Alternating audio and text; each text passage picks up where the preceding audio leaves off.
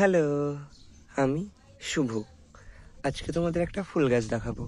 এই গাছটার ফুলগুলো দেখো, দেখতে কত সুন্দর লাগছে। আমি তো এই গাছটাকে তরুলতা গাছ নামেই জানি, তবে এর যদি অন্য কোনো নাম থেকে থাকে সেটা আমাকে কমেন্টে জানিয়ে তোমরা। দেখো, গাছটা আমি ছোট্ট একটা জায়গাতে বসিয়েছি। সেইখান থেকে দেখো, এই গাছগুলো অনেকটা লতানো প্রকারের হয়। দেখো, লতিয়ে লতিয়ে যায় এবং সাইড দিয়ে যে ফুলগুলো হয়, কত সুন্দর ফুল হয়। দেখো, অসংখ্য ফুল হয় এখানে, দেখতে পাচ্ছ অসংখ্য ছোট ছোট কুঁড়ি রয়েছে এবং গাছটা দেখো আস্তে আস্তে লতিয়ে ওই চলে যাচ্ছে। তো এটা আমি পরে এর আলাদা জায়গা করে দেবো, কারণ এর অনেকটা জায়গা লাগে।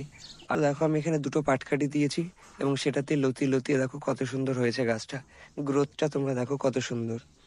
এখানে দেখো, এখন অল্প কটা ফুল ফুটেছে, 4-5টা, কিন্তু এর অসংখ্য কুঁড়ি এসেছে।